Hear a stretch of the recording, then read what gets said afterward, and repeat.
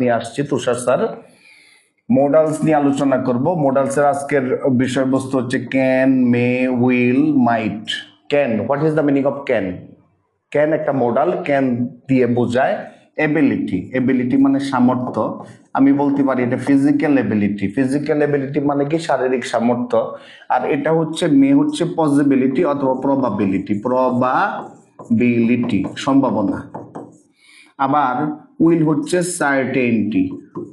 Certainty, certainty মানে নিশ্চয়তা। মাইট হচ্ছে লিস্ট।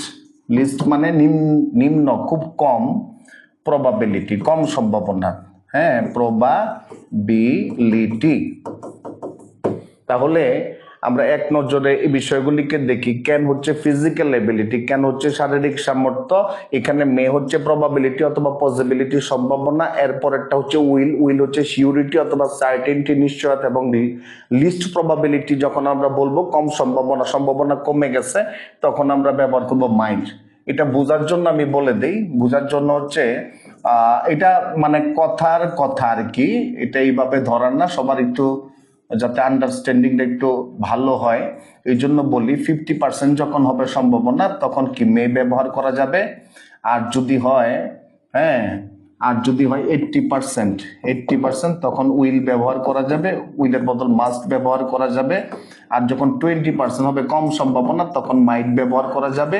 এটা আসলেই মোডালগুলি কোনো টেন্সের না, মোডাল কিন্তু টেন্সের সাথে কোনো সম্পর্ক না। মোডাল হচ্ছে প্রেজেন্ট টেন্সেও বসতে পারে, পাস্ট টেন্সেও বসতে পারে, ফিউচারে একই মডেল বারবার বসতে পারে।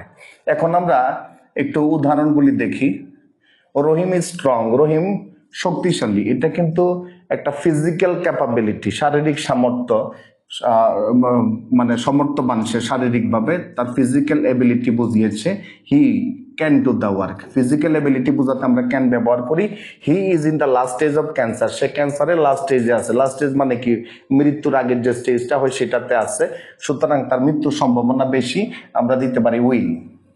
উইল ডাই, তার মানে সিউরিটি, সে মারা যাবে, সিউরিটি দিয়ে দিলাম।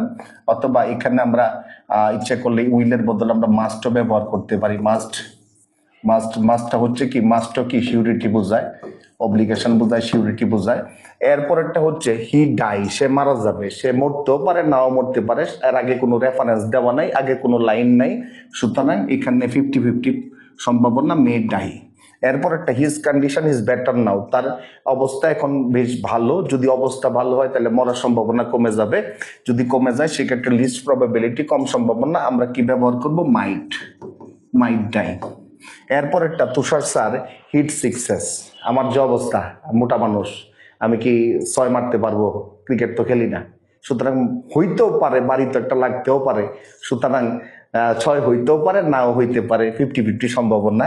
তাহলে তুষার স্যার মে হিট সিক্সেস। আবার দেখলাম বিরাট কোহলি হিট সিক্সেস। বিরাট কোহলি হচ্ছে একজন স্বনামধন্য একজন প্লেয়ার, তার সম্পর্কে তো আর অবকাশ থাকে না, সন্দেহের অবকাশ থাকে না সে কি 6 মারতে পারবে কিনা। তার মানে এটাকে আমরা বলতে পারি ফ্যাকচুয়াল প্রবাবিলিটি। ফ্যাকচুয়াল প্রবাবিলিটি তার মানে এটা আমরা ধরে নেই যে ঘটবে, হ্যাঁ, তার এরকম একটা ক্যাপাবিলিটি আছে অথবা যোগ্যতা আছে, সে এটা পারবে।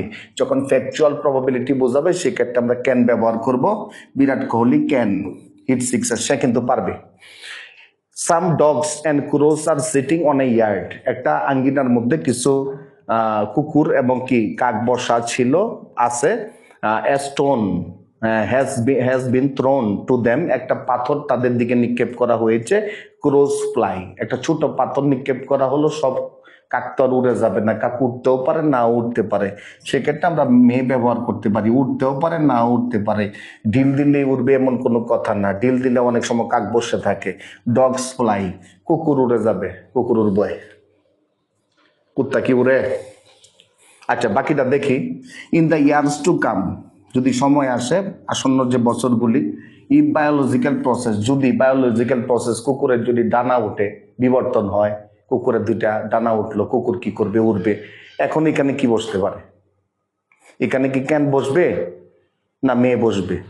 যদি বায়োলজিক্যাল প্রসেস, যদি জীববিজ্ঞানের যে থিওরি আছে বিবর্তনের, হ্যাঁ, ওইটা যদি তাদেরকে পারমিট করে জেনেটিক্যালি তারা যদি কি পারমিটেড হয়, তাদের যদি পাখা উড়ে, তখন কুকুর কি উড়বে? তাইলে কুকুরের উড়ার সম্ভাবনার আগে কুকুরের ফিজিক্যাল এবিলিটি লাগবে। সুতরাং ফিজিক্যাল এবিলিটি প্রকাশের জন্য আমরা ক্যান ব্যবহার করব। ধন্যবাদ সকলকে, আজকে এ পর্যন্তই।